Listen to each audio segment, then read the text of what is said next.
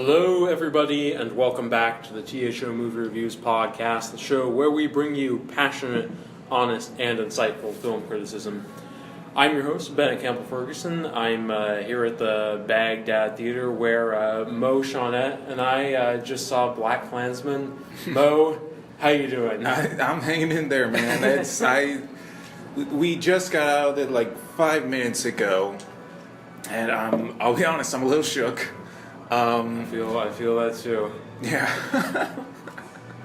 But yeah, I'm doing good. I'm hanging in there.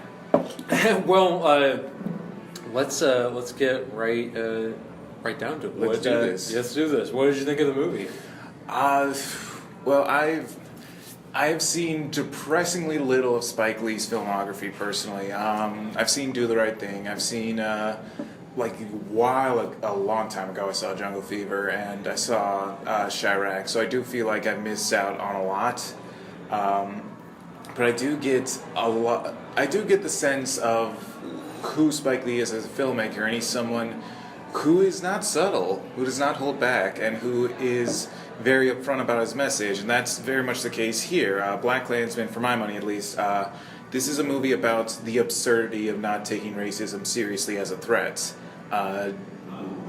It's the story, for those of you who don't know, story based on the true story of Ron Stallworth, a police detective in Colorado Springs who, with the help of a fellow officer, infiltrated the Ku Klux Klan and wound up exposing that some of their members were high-ranking government officials. And the movie adds in a plot about a attempted bombing and a love story, which I'm not opposed to. I feel like the idea is more important than necessarily being 100% true. So none of the bombing, the attempted bombing love story, that didn't happen? Not that I'm aware of. I think it's just they dug into this until they found something. There wasn't really an immediate threat to create, this then dramatic tension. The big finding really was the two guys who worked at NATO, I think, that they were part of the Klan, and throughout it all, it's an uphill battle against an administration that doesn't see the Ku Klux Klan as necessarily a threat. They're dangerous to be certain, but mostly they're seen as just a group of half-witted rednecks who just dress up in dumb costumes and get together for cross burnings, but don't pose necessarily a real threat. And the movie is very much about tearing down that idea. And it works. It doesn't hold together all the way through. I feel like there's some connective tissue missing between scenes. There's some tonal shifts that don't entirely work. But it hammers its ideas home very clearly, in particular the ending, which is, we'll get into details of that later, but it's real kick in the teeth. I agree, yeah, and I think for me, I feel like the last act was the part of the movie where I sat up and paid the most attention, because I think there were parts where I thought, oh, this could have been shortened a bit, or like you said, that sometimes there's not enough connective tissue, and I mentioned Do the Right Thing, like I mentioned earlier, I just watched it for the first time today and loved it, and it's like you were talking about Spike Lee being really in your face, and I think in a way Do the Right Thing is more like that than BlacKkKlansman, but then BlacKkKlansman kind of becomes more like that by the end, right down to the last shot where that's not the last shot, but when they're pointing their guns straight at the camera like that, it's a little bit of a more eccentric kind of filming style. But I did like the movie. I think mainly it's hard to form a clear opinion at this point because it's just it's really kind of overpowering. There's a lot of emotion there. Yeah, it just hits you right there at the end. This level of anger and disgust, and it's infectious. It's easy to feel the same way. It's kind of interesting, like, because I remember like the trailer, like. They really make it look like a comedy. I know they make it look. This is a weird word to use, but the trailer makes it look like kind of like almost like satire or something. Yeah. And this, it's like when you watch this, it's like, oh my gosh, we have to spend a whole movie with these KKK psychopaths, and like that's there's really no humor in that. I mean, it's a really unpleasant experience, as it should be. To some degree, it's like laughing at the absurdity of their beliefs, but then it's like, oh no, these people like this were real and are still real. Yeah. And that's terrifying. That is terrifying. Yeah. Which, of course, he underscores by putting the Charlottesville. Yeah, in the end. that's the closer. Is the very deliberate kind of artifice with how you're definitely waiting for the other shoe to drop by the end, because it seems like such a happy ending, or at least a complete ending. That's true. Yeah. And it's like, we know that this doesn't solve all the problems, and then they get to the ending and they show footage from Charlottesville and the reactions to it, and it's jaw-dropping. Yeah. Just to be reminded, we're like a year out from that. It's still just a kick in the teeth just to be reminded of that. Yeah, absolutely. Yeah. There's something really, really eerie of, like, seeing these the KKK members, like, on screen, and then seeing the real footage at the end, and it looks pretty much exactly like the kinds of things we saw in the movie. Right? It's weird to see, like, David Duke is still a presence. Yes. Yeah. There's still people putting microphones up to this guy. Right. And it's like, it's so maddening, because it's like, I mean, he was doing this shit back then, and he's still around now. I mean, that's. It's just, I mean, it really drives home how screwed up the world is. Like, oh man. I think one of my favorite moments. This is a little off topic, but it's still the movie. It's one of the first scenes is they go to a rally for Stokely Carmichael, right? AKA I forget his name. It was Kwame Ture. Kwame Ture, and he talks about. He tells a story about, as a kid, going to the movies and going to watch Tarzan, and seeing Tarzan beat the crap out of natives and cheering him on. Right. And how messed up that is. And it's something that a lesson that I like to be reminded of is the idea that racism is very deeply ingrained. I'd say like to be reminded of, but it's... I like that when other people recognize this, that racism is very deeply ingrained in every part of Western society, especially media, and racism is tough to unlearn, and it's tough to take a step back to recognize what your own points of view are, what may have informed them, and how to move on from that, and that's very much what Stokely Carmichael is about. And it's I need to look up the actor's name who played him, because he did a fantastic job. Yeah, he was wonderful. Yeah. But it's very much about that. It's the other character that's in there is Flip Zimmerman, played by Adam Driver, who, again, it's the lesson of the absurdity of not taking racism seriously, because he's raised Jewish. He feels no connection to the Jewish faith beyond just ethnicity, and yet when he's surrounded by Klansmen who suspect him of being Jewish, who make it clear that once they're done with getting rid of the blacks, that the Jews are next, then it hammers home that he isn't safe either, and that feels frighteningly real, because we're looking at, and this is your warning, we're going to get political, because how can you not? Yes, yeah. It comes with the territory. Yeah, but it's you look at what's going on with immigration reform, quote unquote, in the country right now, and how we have stuff like child separations, like mass deportations, and just recently, Stephen Miller announced that they're looking at a plan to analyze green card holders and see if they warrant being in the country. And it's like, this is just the next step. This is just the next phase of what is essentially state-sponsored ethnic cleansing. Right. And it's, with racism, you may think you're safe until you're not. It's just, it doesn't stop. It's not satiated. It's just that dangerous, and to not take it seriously as a threat is, again, absurd.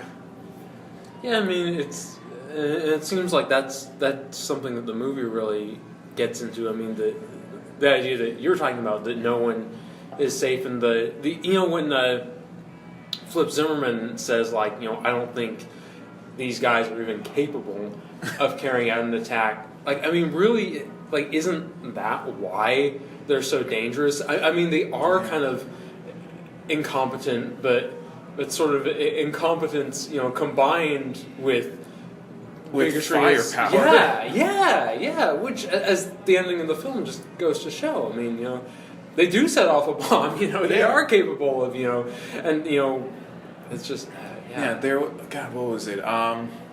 I've been reading a book recently, Superman versus the KKK, where this was a true story where Stetson Kennedy, who was a journalist from Jacksonville, Florida, who developed a hatred of the Klan, and he did also go undercover into the Ku Klux Klan and learned a lot of their secrets, and then the question was, what does he do with him? Because he didn't think he could go to the police because they might be involved. So what he did, he went to the writers of the Superman radio show, and he told them, I've got a bunch of information on the Klan. You guys are looking for a new bad guy for Superman to fight. Why don't you take this information? And so there was this like week-long serial collection of episodes called The Clan of the Fiery Cross, where Superman fought the KKK, and he used actual like code words for the Klan and all this stuff, and the big effect of it was that it stripped away a lot of the mystique that the Klan had. It took away this idea of them being like these dangerous rebels, and really it's just this boys club playing dress up. And that hurt recruitment in a big way for them, and I think part of it is that the story is that it does need to be honest with who these people are, and or at least what the Klan really is, and they are idiots, absolutely. We got one of the characters who may not be able to read. Yes, who's played by Ryan Eggold. No, it's not Ryan Eggold. It was a different guy. God, what was his? Paul Walter Hauser. That was it. Okay. He was in I, Tonya, and he was great in that too. But he's thick as a brick. Doesn't know which way is up, and yet he's part of this plan to bomb the leader of the local black student union. And it's like, these guys are dumb. They don't know what they're talking about. Their ideology is insane, thoroughly removed from reality, based solely on bigotry and prejudice and hatred. But they're not harmless. They can still... It's not just that they have members high up in government. It's that they can get access to any semblance of firepower that they want, almost any semblance of firepower that they want, and use it to harm people. And that's the real danger. And just, like, the movie goes a long way toward showing, like, in a way, like, they have like, being white and living within a racist system, like, they have this weird kind of protection around them that, that Ron Stallworth doesn't have. I mean, at the end, even when he's on the job, he gets beaten by the police. Yeah. And it just goes to show, like, how, as you said, how deep all that is ingrained. There's the bit where his first assignment is to go listen to a Stokely Carmichael rally, or a Kwame Ture rally, and his boss, the chief of police, tells him J. Edgar Hoover once called the Black Panthers the most dangerous insurrectionist group in America, and I still believe that. And it's like, wow, this is wrong. Yeah. Like I one of my favorite bits in Selma is whenever they do an establishing shot, they add in like what the FBI wrote whenever Martin Luther King came to any town. It's like Dr. King arrives with his wife in Selma, Alabama, to meet with fellow insurrectionists, June 27th, 1300 hours or whatever. And it's like, he was famously nonviolent. The organization preached that, and yet the Federal Bureau was still so utterly terrified of him that they had to treat him as an insurrectionist. And it's that disconnect is very deliberate. Both there and in BlacKklansman, that it's about how deeply ingrained racism is in American society and Western society as a whole. It's kind of interesting in BlacKkKlansman, like with I don't think they spell this out in so many words, but I think Ron is, really disturbed. His first assignment undercover is, spying on someone who's really not a threat, who's really just, fighting for justice. Yeah. And that kind of transition where he's like, oh, I'm in intelligence, and he looks at like the for the KKK. It's like, aha, like, maybe there's a way to redirect people's attention where it needs to go, and that's really kind of an interesting journey. I think. I don't know if I have any other points. Well, one thing I thought I wanted to talk about was the Felix's wife. That character was just such a depraved and monstrous and terrifying character, and yet is treated as a lesser being by her own husband too. Yeah. And it's kind of and it kind of reminds me of like when David Duke says, it's great to be here with so many white men and women, and it's the idea of like this culture of oppression is so ingrained that it even exists within the Klan. And the movie was really, really attentive to that. That this sexism and racism definitely go hand in hand. There's right. I wouldn't say there is overlap as much as it's just part of the same package. It's just prejudice. I had something to say, but I forgot it. But yeah, looking at like toxic cultures in the modern era, that's definitely true. If you look at if you find someone online who says something racist, then they're gonna say something sexist or something homophobic or something like that. Not too soon after. It's all part of the same bigotry. It's all part of the same anger, and it needs to be recognized. I want to go back to something you said earlier that Please was do. interesting. Yes. Like you were talking about like Spike Lee's definitely not subtle. Mm-hmm. Do you think this movie would be better if it were more subtle, or the situations it's dealing with so extreme that like being subtle would actually be subtle to be dishonest in a way? I don't know. I think. Let's see. I think just what it comes down to is that's his voice. Like that's Sure. that's how he makes his movies. That's how he tells his stories. And I don't think I would ask him to change that. There's not really a whole lot of others out there like that are Right. so uncompromising in their stories. He's not playing it safe. It's just this is what he believes, like it or leave it. I'm sure there's a better way to say that, but let's see. Given the message of this, I think it works exactly as it needs to work. Just yelling that, basically yelling from the rooftops that racism is still a threat. Racism is still learned and ingrained in our society and needs to be recognized and stamped out, or people are gonna die. That's an important message, I think, and it's. There are ways to be subtle about that, and there are ways to say it, but I think it's also important to just be honest and upfront and in your face about it. I think so too. I mean, I think,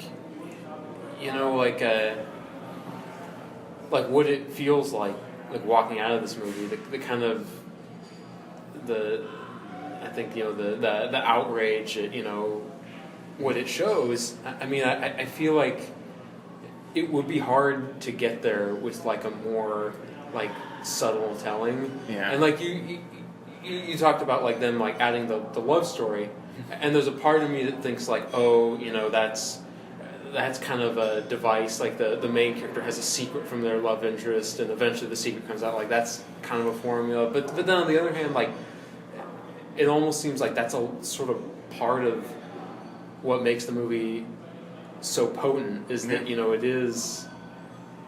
is like really like clear, it is really accessible, and if they're going to call out Trump, they're not going to do it in some oblique way. He's gonna through TV footage get a cameo. They did both. Like that's like there's a scene where they talk about David Duke back then, and it's like, oh, he's cleaning himself up to be respectable. He doesn't go out in the hood and the robe. He wears a 3-piece suit, and then he has his eyes set on politics, and he has his eyes set on using things like immigration and crime and tax reform as a means to make his ideas more palatable to the American public, and that eventually him or someone like him, wink, could use those ideas to get them to the White House.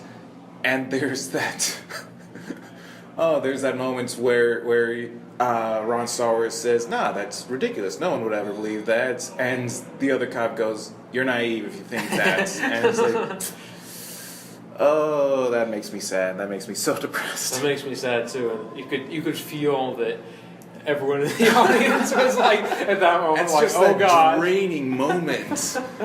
Oh my god. What sense, since as you said, we're getting political. I mean, what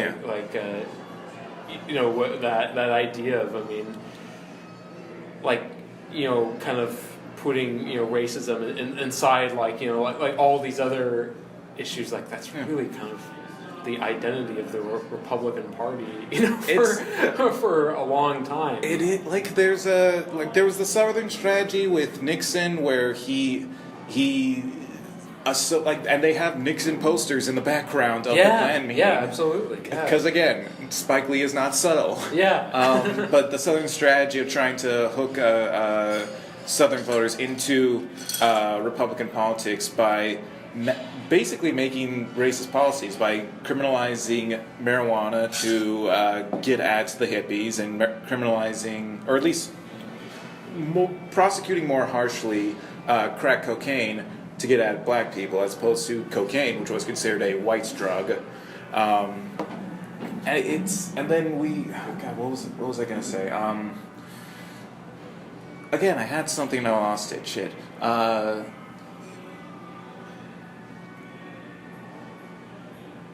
Oh yeah, that was what I was going to talk about, the Muslim ban, because on its face, it's someone describe pure politics at this point. So if that offends you, then tough shit. But deal with it, people.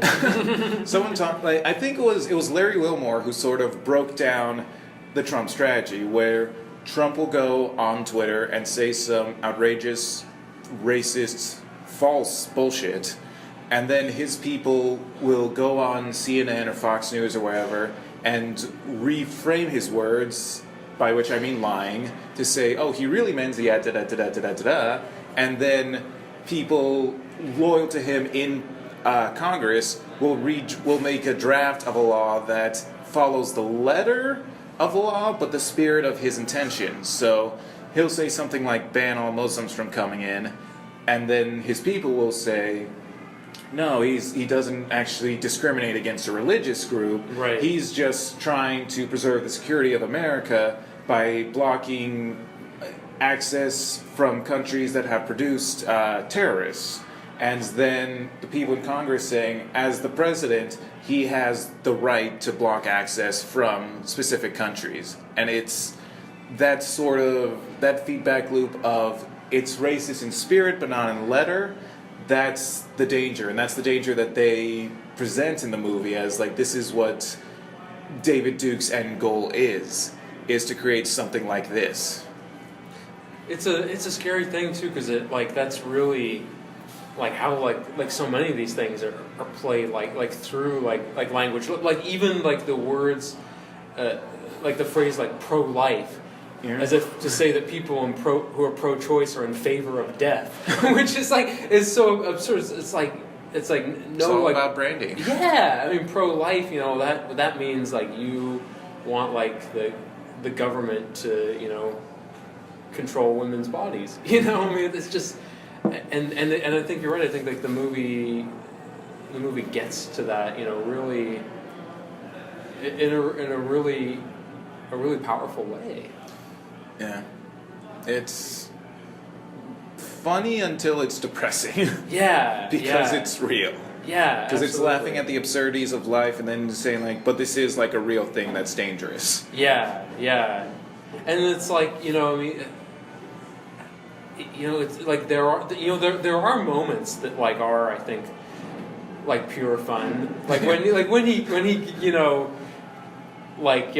he really gets David Duke over the phone at the end, like there's just like a sense of like that's some Bugs Bunny stuff right there. Yeah, it is, but it's fleeting. It's like these small moments of victory.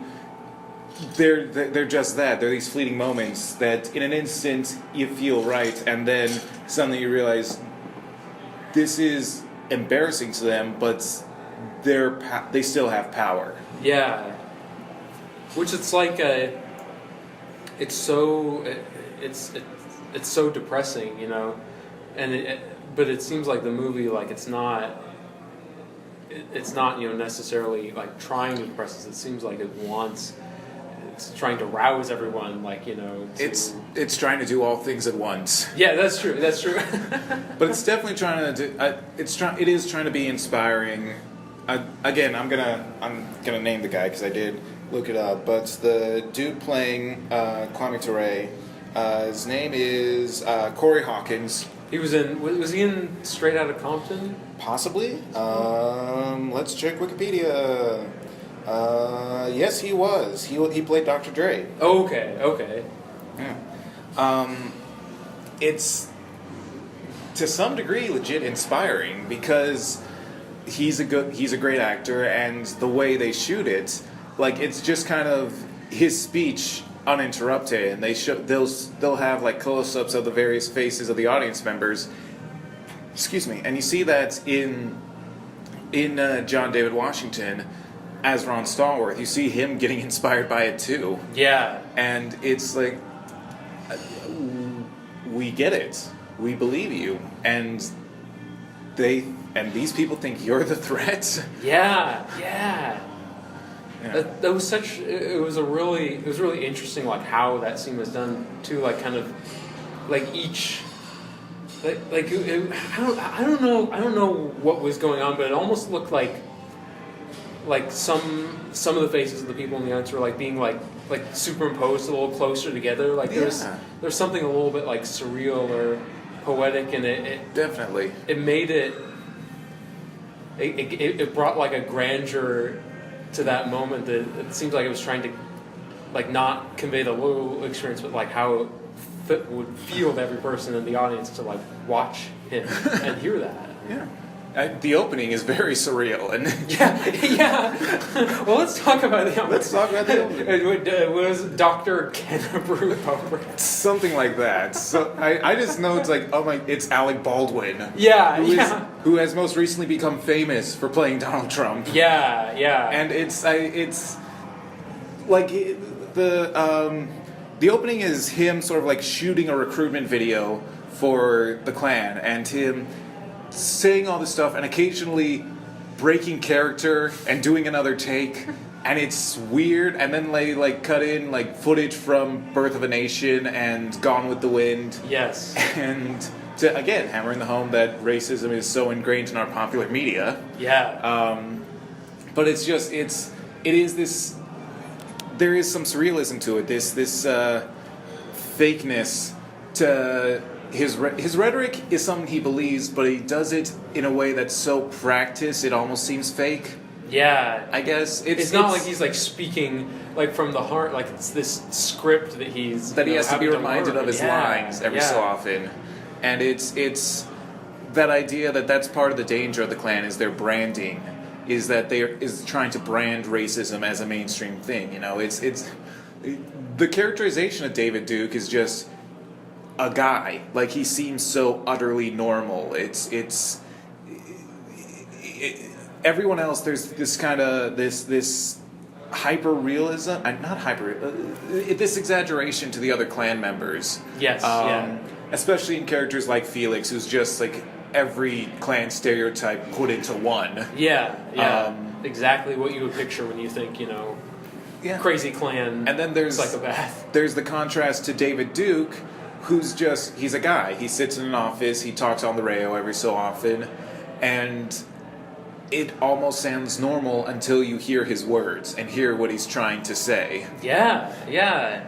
I think that's such a great point, and I was like, I'm a really big fan of Topher Grace, and one thing that I thought was kind of interesting about his performance is, like, he wasn't really David Duke. He was just kind of acting like Topher Grace, and which kind of like makes it even scarier, because he's such a kind of a down to earth, like off the cuff actor, and like the fact that he's not like trying to seem like like obviously villainous. He's just saying these monstrous things in this very like almost like kind of like flippant, casual, relaxed way, like, is more terrifying. And I keep thinking like, wow, it would have been so wrong if they had like Willem Dafoe or Christopher Walken in that role. If they went big with him, because then it would make it seem like this otherworldly evil, when it's like no, this is it's more. Again, they show at the end during the footage of Charlottesville, they show footage of actual David Duke, who again somehow is still a thing, and that's how he was like. Like, he said these monstrous things, but it was in this even, straightforward tone, and that's the danger of it. It makes this ideology sound reasonable. Yeah, and citing like bullshit science to back him up, and citing history and tradition and like all these other outside sources, and that's what makes it insidious, is that it seems so innocuous until it doesn't. Yes, yeah. Unlike when Felix is denying that the Holocaust happened, and he's saying it like with this like real conviction, like he actually believes that. Yeah. And just like the level of delusion is really chilling. And of course, watching that, fake news and alternative facts, alarm bells, go off, and it's like, oh yeah, that's the kind of people who buy into all this shit. Like, yeah. I don't think I have a lot else to say. I I appreciate that they spent like half a second talking about blaxploitation films. Yeah, absolutely, yeah. And I do like they call it out. It's like we don't need the image of a pimp, of a black pimp, degrading the people's image of black people, and I appreciate that. I've watched Sorry to Bother You. I've recently started listening to The Coup, and they have a song called Me and Jesus the Pimp in his 79 Granada last night, which is a mouthful. But it's about that. It's about that corrosive ideology and that corrosive image, and I appreciate that they called it out. I think I really like the actors in this. I think John David Washington is great. Yeah. I gotta look up the name of the lead actress who plays Patrice. Oh, it's Laura Harrier. Yeah, that's what it is. Spider-Man: Homecoming. Oh, what was she in Spider-Man? She was Liz Allen, I think, right? I think so. Yeah. I feel like maybe, I don't know, but that was I liked that. I liked a lot of this movie, and it's even just the parts that made me angry and disgusted. That's the emotional reaction they were absolutely going for. Sure, for sure. I think so too. Yeah, I think like the more I think about it, I like it. Because I think like there was a part of me watching it at times that like wished it were more like do the right thing, like even more like in your face and intense. But then like I feel like I don't know, that's the more I think about it, it's like that's not what this movie like needed to be. Like it needed to be like really blunt, but more, maybe more grounded too. Yeah. Because it's like it's because for one thing, being set in the 70s, like anytime you set a movie in the 70s, there's that risk of like getting lost, and the clothes and the hair and everything feels like a cartoon. And I think like making it like, it's keeping it a little kind of like slow and like very realistic, like that maybe adds to the power. Yeah.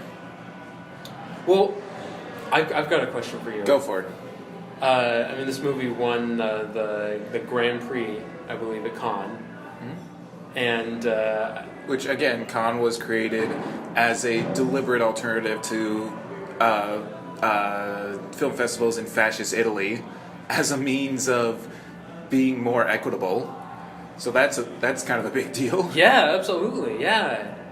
I mean, this doesn't always hold, but a lot of the movies that come out of Cannes, go on to Oscar glory. This is getting really good reviews. How do you think it'll fare in the awards race? That's a good question. I don't know. I think it's a little too shaky, a little too uneven to really. I liked it. It's just it's definitely got its flaws, and I don't know how much of an impact it can make come Oscar season, especially since it's a summer release. Yes, yeah, it's always a tough zone. But I would like to see it. I would like to see. I am interested in where the Oscars go this year, because we're living in the Wakanda moment. We're living in a time where there's a lot of exposure for black filmmakers, or at least stories about black people. And so, what is that going to look like come Oscar season when they want to check their not racist card and nominate something? And that's I wouldn't be surprised if they literally had a card that says that. Not racist. Get 10 punches and you get a free sandwich. Yeah. But that leads to a whole different discussion on the whole best popular film category, because I feel like they're only doing that because I can't believe we've been hanging out for a couple hours and haven't even talked about that. I feel like they're only doing that because they want to venerate Black Panther, but also they can't be caught venerating a comic book movie. So how do we do that? I know, let's make up a new BS category to put them in and be like, okay, here's your prize for that. But I don't know. That's a discussion for a different day. Yeah. As far as BlacKkKlansman goes, I could see it getting maybe maybe like adapted screenplay. Yeah. Maybe something for, it would be really fucked up if they gave Topher Grace like supporting actor or something. Like it feels honest, but also kind of fucked up. I know, because like on the one hand, like yes, he's good, but it's like. But for playing that guy, yeah, do you want to give that much more exposure to David Duke? It would almost feel like giving the Oscar to David Duke. Yeah, and maybe that's not fair to Topher Grace, but that's what it would feel like. Yeah, you know, like I mean, I could see John David Washington maybe getting some love because he's great in it. He should get an Oscar, like just for that moment when he's like kind of like punching the air. And like that's how he works out his anger. Is just he does his kung fu. Yeah. That was a brilliant moment. Yeah. I think it's kind of interesting. Like, I wonder if the fact that the movie is so upfront and so brutally honest might hurt it among Oscar voters, because like I mean because then it's sort of like if you like this, you are sort of being forced to take a political stance, and that means everything that goes with it, and not just the dislike, like hatred of racism and sexism, anti-Semitism, but also the call for revolution and the call for an upheaval. And that's like, because Spike Lee won't let anyone who watches this movie not take a stance on that. Whereas like I mean I don't know, like you and I definitely both love Get Out. As our listeners may remember, it was your favorite film of last year, and that's like a movie that is also just incredibly brilliant and provocative, and yet the fact that it is like in a lot of ways a metaphor, I think that like maybe that kind of shields it. Yeah, because like I mean frankly, I mean like. Anyone who doesn't get what it's a metaphor for is a complete idiot. Yeah. but it's not exactly subtle. But it's more subtle than this. And the fact that it is a metaphor like gives people like I guess if they really wanted to, they could be like, oh yeah, that was just a cool horror movie, bro. Yeah. Like whereas like you can't do that with this. Nah, like, there's no cop-out. It's every part. It's not just the root of it, it's every part of the tree. It's the bark and the branches and the leaves, everything. I don't know if that metaphor works when I'm talking about No, I think it does. But yeah, so I don't know what's overall there. Like I've heard the joke that the entertainment industry is out to get Spike Lee. I don't know how much I would buy into that, but I wouldn't be shocked. So we'll see what happens. I definitely could see adapted screenplay. That I could see happening. But especially for something like this that is so like dialogue driven, like it could almost work as a play, not quite, but almost. I mean, yeah. So anything else? I don't know. We'll see what happens. Excuse me. We'll see what happens. We probably don't have time to get into this too much, but I since you did bring up the best popular film Oscar category, I can't resist just going into a little bit. Man. I mean, like we'll fix this in post if it doesn't work. They wouldn't have to create, as you rightly put it, this BS category if they would just not nominate whatever bullshit Oscar bait like Darkest Hour that comes out this year, and then they would have there's an open slot. You can put Black Panther in there, just like you could have put Wonder Woman in for Darkest Hour last year. It's like just saying. I was having this discussion online a couple days ago. Someone posted the news about it, and my response was, just give Black Panther Best Picture, you cowards. And I think my clarifying on the statement is, I don't know if Black Panther is the best picture of the year because the year's not over yet. Yes. I'm pretty sure it deserves it more than something like Crash, The Artist, or Birdman. So yes, yeah, absolutely, yeah, and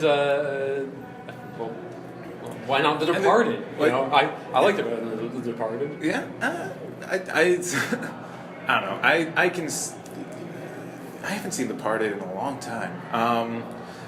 Let's see. The other thing is that people were suggesting other categories that could be not put in the Oscar categories. So best stunt choreography, best casting, best voiceover role. I would love to see best voiceover role, partially because I'm a huge animation nerd. Oh yeah. And I would yeah. like to see like those voice actors get nominated. You know, like we've got last week. We're recording this on the 10th of August. Last week, Christopher Robin came out. Yeah. And people are saying the best performance is Jim Cummings, who's been voicing Winnie the Pooh and Tigger since like 1987 or something. Oh yeah, yeah. And it's like I could see giving him an Oscar for voiceover roles because he's been working for decades. He is. If you've watched a Disney project in the last like 20 years, he's been in it. That's how prolific this dude is. And I could see them giving to him. We could also, you take it back a decade, I could see them giving that to Andy Serkis for Lord of the Rings. Oh yeah, yeah, of course, yeah. So that would be more interesting than Best Popular Film. And it's already kind of a popularity contest, the Oscars. Yeah. So I don't know what this is adding beyond them trying to attract more viewers while not sullying their reputation as high art with heavy heavy quotation marks. You know, I was thinking, you know, when you brought up Jim Cummings, like I always do like my kind of fantasy version of the Oscars, where I pick who I'd nominate. And I remember in 2011, I nominated Steve Whitmire for the Muppets because I thought, like, you know, I mean, come on, Kermit, you know, I mean, it's a legit heartought performance. Yeah, it's that's really, coming out of a frog. Yeah, yeah, and I mean, it's genuinely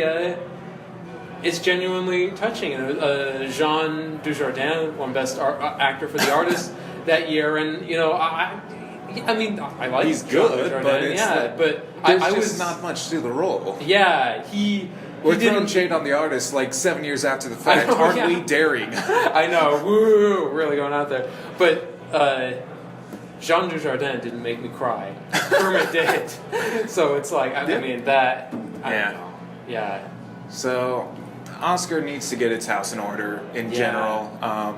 We'll see what happens come next February. That's always how I feel like I don't ever contribute anything to the Oscars video because it's like, we'll see what happens because I can't predict this crap.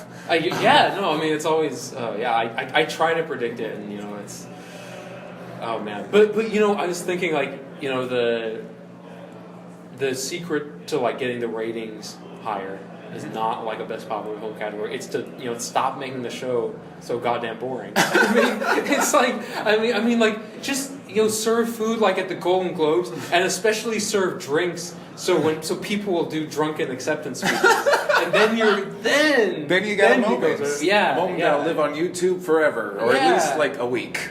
I didn't see the Golden Globes this year, so I can't speak to this. But did we watch the Golden Globes this year? This year we did, but our colleague Max, for those of you who haven't listened to us before, there is a Max. I remember he said one time that, like, when Ben Affleck presented the Golden Globe for Best Director to Alfonso Cuarón, like, he was drunk and he was like, Alfonso Cuarón.